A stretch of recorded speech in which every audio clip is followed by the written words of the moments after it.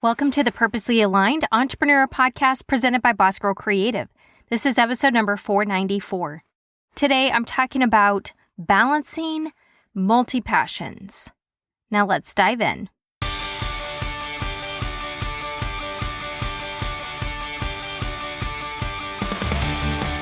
Hey, I'm Taylor Bradford, host of the Purposely Aligned Entrepreneur Podcast presented by Boss Girl Creative. I help small business owners turn their purpose into a paycheck, and it starts with visibility.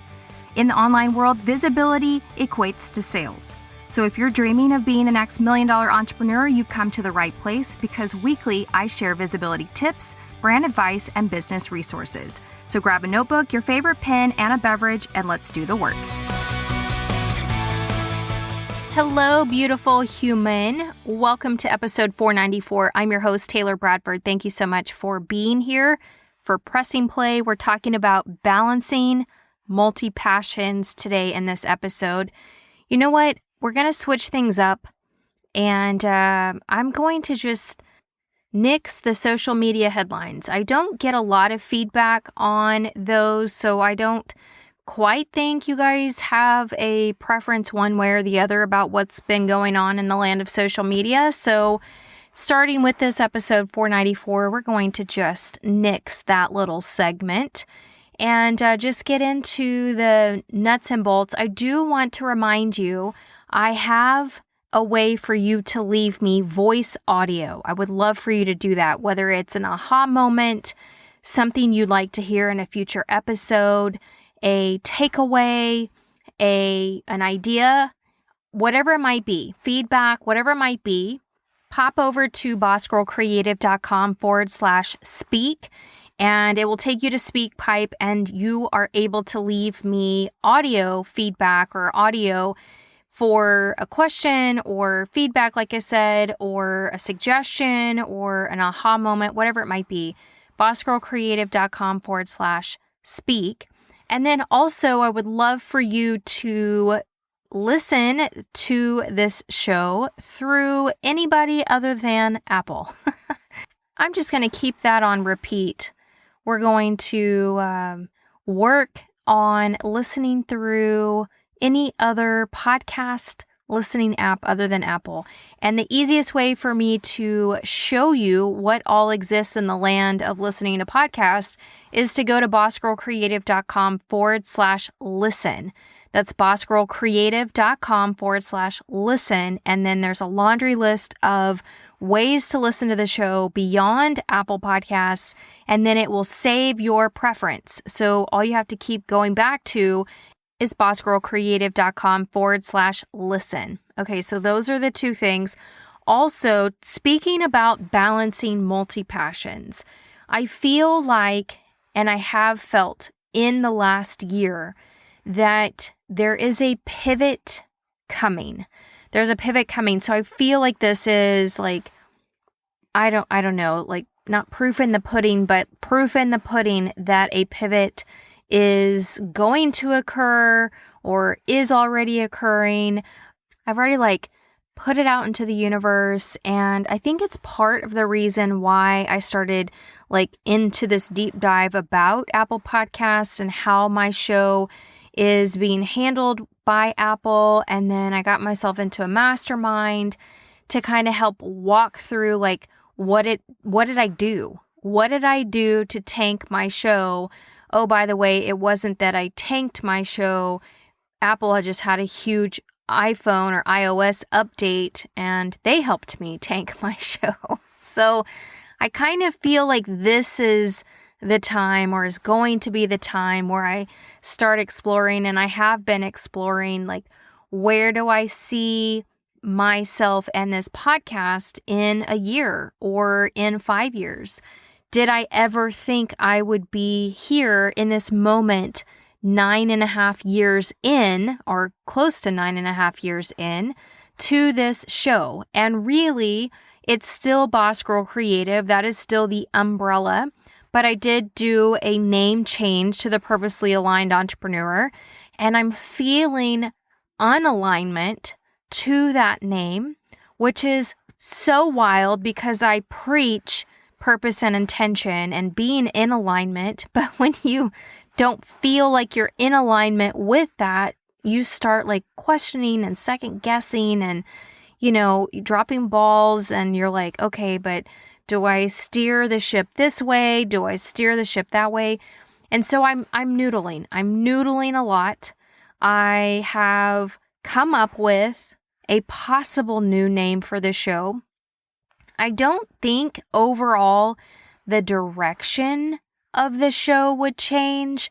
I think it would just open up some more doors and windows for conversation to happen and for other topics to happen. And if I go back to like when I was 2 years old, the word choice, and if you have been a listener of this show for even just a month, even for like 4 episodes, my filler word or my like get to the next thought word is the word so. I say this word all the time. It is like my it's like my pause word. And even though it makes sense with how I use it or how my brain like inserts it into my conversations. So I have VHS, because I'm old, VHS recordings of when I was 2 legitimately saying, and so, and so, and so, which is wild that word has been a part of my vocabulary for that long. And I don't know what gave me the spark. I have been noodling, so this is just part of how I think the universe is like helping me work through this. But I was like, what a cool name for a show. And so with Taylor Bradford, and then like a tagline of, my tailored life or adventures or business or whatever, like a day-to-day or a week-to-week look at what it's like to be a multi-passionate, multi-hyphenate entrepreneur, and like what makes up my hamster wheel, for just like a nuts and bolts like overview of what it could be. And so I think it's a very fitting name. As we're talking about balancing multi-passions, I think it's a very fitting name. So it's top of the list. It's top of the list for, I think, my next pivot with this podcast. And, with my house build and my exploration into gardening and homesteading and kind of those activities, and like, can I make money from those activities? And I think I can. And then the exploration of, starting an Airbnb business, and I have on the horizon, I would really like to start a laundromat. And while I do think it's very powerful to still be able to talk about business, I feel like I have way more facets, like a diamond, which is my birthstone in April. I have way more facets to me beyond me teaching you how to build a brand and run a business or multiple businesses. I think what makes up me is so much more than that. And I think, and so, is very fitting with like the whole shebang, the whole like umbrella, which is why I think it's very fitting to talk about balancing multi-passions today and exploring how you can do that for yourself. Because I think what is really cool being a human is that you do have opportunities to have multiple passions, and whether or not you put money behind them is not really the point. You can, drive revenue through certain profit centers that just support you in those other passions or in those other endeavors. So if you are, there's that word so again, if you are wildly passionate like me, it's why I do consider myself multi-hyphenate. If you do find yourself feeling that way, this is a perfect episode for you. And I know that there's a stigma attached to people like us or people like me. I'm not going to say you. People like me, there's a stigma. For those of us that are labeled being too much, or being labeled a mess or chaotic or not focused because we have too many things going on or we're interested in too many things, that sucks. That stigma totally sucks. I am really good at a lot of things. And people are like, oh, you're the Jane of all trades. And which is along the lines of jack of all trades, but master of none. Even though, and I think the saying continues on that makes all that make sense. So jack of all trades, master of none makes it sound like you suck. It makes it sound like you suck. But I think the full phrase is jack of all trades, master of none, though oftentimes better than a master of one. And I wish that last part, was more memorized than just the first two parts, because jack of all trades, master of none makes you think like you just are really crappy at things and you can't get good at just one. But in reality, it continues, though oftentimes better than a master of one, because you are multifaceted. Here's the truth. Truly, people only wished they could be passionate about more than one thing and get paid for them. I really think that they just project onto those of us who are multi-hyphenate. And I get really sick and tired of hearing, I don't know how you do it all. It's because I choose to. Right now, I am struggling with assistant number 3. And I don't think this assistant will be with me much longer. And it's so frustrating to me because, first of all, she's very young. She is 22 years of age. And without getting into the nitty-gritty, it's just not working out. The excuses are too many. And I've lost all trust in her. She's volunteered help multiple times and then shown up empty-handed. She is overslept and wasn't honest about that, told me she couldn't find her purse and her keys and blamed it on her in-law. Just wildly immature. And I think about myself at 22 years old. I was a full-time personal trainer working in Dallas, and I was pulling 16 to 18-hour days, but only getting paid for about 8 to 10 because I was a personal trainer and your hours were early morning time, about lunchtime, and then after work. Those were my hours, but because I was in Dallas, I had nowhere to go, so I just had to be there and hang out. And even now, I can out-hustle 22-year-olds because it's a choice. And that's the difference. It's a choice. So I feel like this is a truthful statement. People only wish they could be passionate about more than one thing and get paid for them. So let me walk you through how you can be a wildly passionate person and find success in those things. Because I'm going to repeat what I said at the top. Truth be told, we are all multi-passionate in our lives. We enjoy doing things that makes us multi-passionate. It's what makes being a human so radically cool. And there's so much beauty in that. And that's beyond whether or not you want to make money from those passions. We are all multi-passionate, and sometimes we just don't label it as that. But being an entrepreneur means you need to understand how all the pieces work together.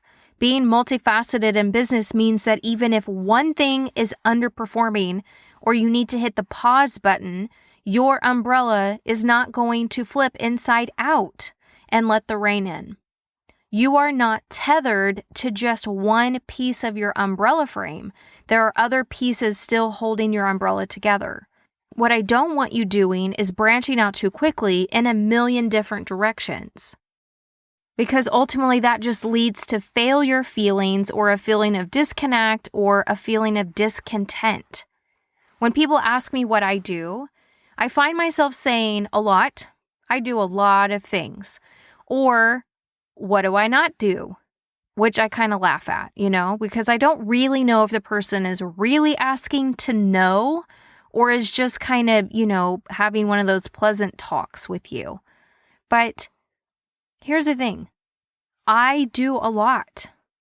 Here's what I do. Just like in a nutshell, here's what I do. And I used to wear other hats outside of what I'm wearing right now. Like, I'm no longer a personal trainer. I'm no longer a petroleum landman, but I used to wear those hats. What I am right now, I'm a specialty event rental owner. I'm a furniture and prop buyer. I'm a designer. I'm a stylist. I'm a podcaster. I'm an author. I'm a blogger. I'm a YouTuber. I'm now on TikTok. I'm an online marketing educator. I'm a real estate investor. I'm a used car lot owner. I'm a landlord. I'm a general contractor. I'm a roofer. I'm a business consultant. I am soon to be a garden consultant. I'm a gardener. I'm a homesteader. I own a vintage shop on Etsy. I'm a brand collaborator. I'm a soon-to-be Airbnb business owner, and also I would love to open a laundry facility. And I'm also an estimator and supplementer in our roofing and construction business. So would you agree that this list makes it abundantly clear that I have more than just one passion, that I have more than just one calling in this world, in this life? I feel very fortunate to be lucky enough to pursue a lot of these passions that drive profits into my businesses because of how I have managed them. Has it always been this way? No. And I did have to start somewhere. Just like you, we all start at zero. So if you're wondering about the how to all of this, you're in the right spot, because starting is the hardest part. And choosing where to start can also be tricky too. But here's a shortcut. Start with something that will make you money to fund your other passions. Pick one that you know can be profitable. And seriously, like if it's in the education space, if it's in relationship space, if it's in the finance space, those are the three, like the trio that you want to be a part of. Those are also in the, if the economy turns, they still make a lot of money. So just know like what you want to do, pick one that you know can be profitable, because having money can make all of your other passions way more feasible and less risky. So when I started Sugar Creek, I was blogging 5 days a week and I had a day job. I was a petroleum landman working on the road full time. Both of those things combined helped me fund Sugar Creek. I was also really scrappy. Like I was trying to build Sugar Creek on the lowest overhead monthly that I could. So I ran my business out of my garage, and then I got some storage units that were really cheap. I specialized in the experience that I wanted my clients to have for Sugar Creek. So I made it incredibly important. One of my core values, that experience and relationships needed to be like in the top spots in order to separate myself from the traditional rental competitors. Networking was also very key for me early on in my business. And also being scrappy, I didn't want to pay a monthly fee for an inventory management system in the cloud. So I hired a developer to build it into my website. My website happens to be very, very large and very photo heavy, but it was important that I didn't have a monthly fee. I had a one-time fee. And then, I was able to keep my overhead low. So Sugar Creek blossomed and flourished because I had another way to actually support it. And I made a promise a long time ago with my husband, more than 5 years ago at this point, that if I couldn't turn Sugar Creek into a profitable business in 5 years, then I would shut it down. And I'm so grateful I was able to do that, because Sugar Creek is doing things that I could have never imagined. But because I had the foundation that I wanted for the business, and I was so incredibly scrappy, and I didn't let go of my day job, and I was blogging almost full time and doing brand collaborations. All of that helped me fund Sugar Creek to get Sugar Creek to where it is right now. So I want you to ask yourself these questions. What are you going to be good at? What kinds of things are you going to do so that you can hand them off eventually?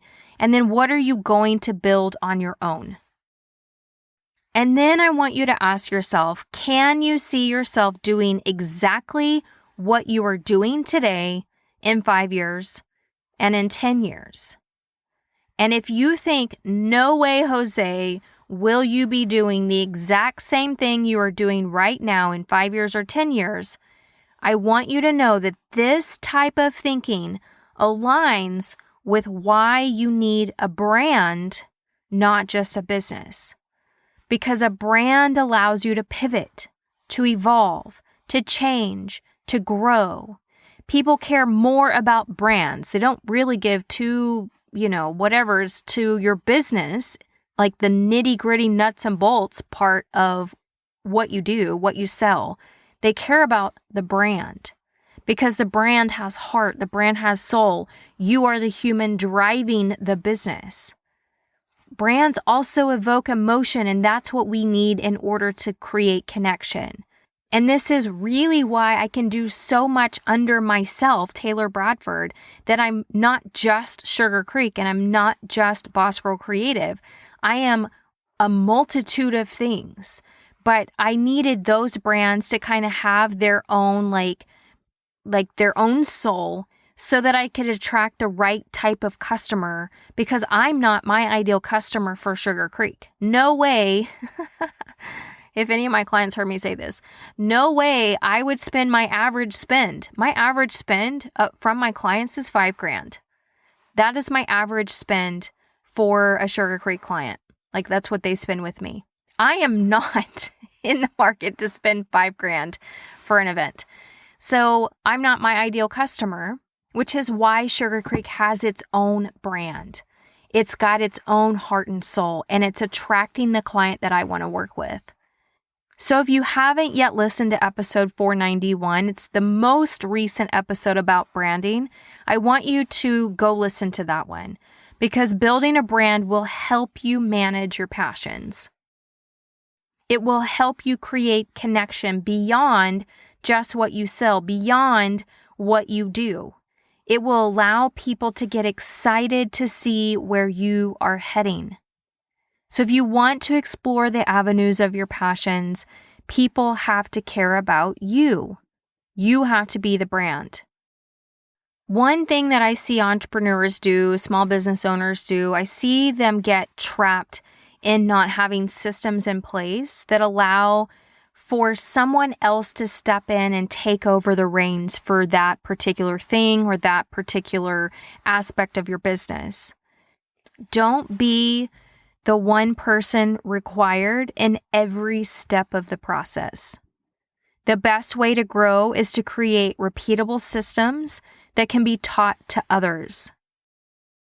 Hiring just one person opens up margin for yourself to either focus on your business or scaling growth activities for your business.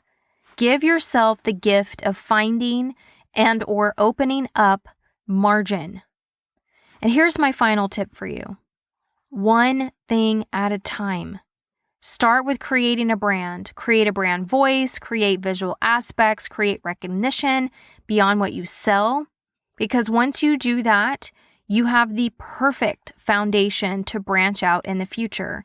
And if you need help with this, I've got the perfect book for you, Pillars and Purpose, How to Build a Business That Works for You. You can grab it at bossgirlcreative.com/pillars with an S. That's bossgirlcreative.com/pillars with an S. I want you to take the time to get really good at the thing first, the one thing that you choose to start with, or the one thing that you pivot back to and get really good at. Give yourself 6 months to a year to do this too. Don't just think in 1 month you can go ahead and pivot into something else. Take the time to get really good at that one thing. and then hand it off and let it grow. Look at things strategically. What's going to make the most sense? How will it serve the other pieces of the umbrella? What is the big picture for all of this? How will this serve an audience that isn't being reached right now? All of these things are things to consider, to be strategic in order for you to balance being multi-passionate. You can't just decide that you're going to make money from all of these things overnight. You're going to have to get really good at one thing before you can blossom into the next. I was a blogger for years. I started blogging in 2008. I did not launch this podcast to teach you how to start a blog and how to grow your social media. And then it morphed into just how to be a freaking rock star entrepreneur or small business owner. I didn't start this podcast until 2015, until I had over 40 lessons written across several years in teaching you how to be a blogger in my blogging education series. I didn't just start this podcast on a whim. I had years under my belt of curiosity and exploring and researching what blogging was, what it meant to me, how I felt that you could insert that thing into your life. I started blogging in 2008. I didn't launch this podcast until 2015. My friend came to me with an idea of a rental company 2 years before we ever started the actual rental company. She wanted to do traditional rentals. She wanted to do game day setups. And I was like, yeah, that does not sound fun at all, but I will be your biggest supporter. Go do the thing. I'll be your cheerleader and, go on your merry way. But when she finally presented it in a way that I was like, oh, that could be really cool. And then I learned that it actually could be done in the wedding industry. And I didn't even know that was a thing back then. And then to morph myself into corporate events and now to morph myself into TV and film, like, oh my gosh, did I see that coming? No, I didn't. But I was curious enough to do the exploration, to reach out to people in other markets that didn't feel like stress seeing somebody asking them questions about their business in the same market. I never recommend you reaching out to somebody in your market asking questions in the same industry or niche of what you want to step into. Like, go outside of your market if you're going to ask questions so that those people don't feel like you're about to try to steal their business.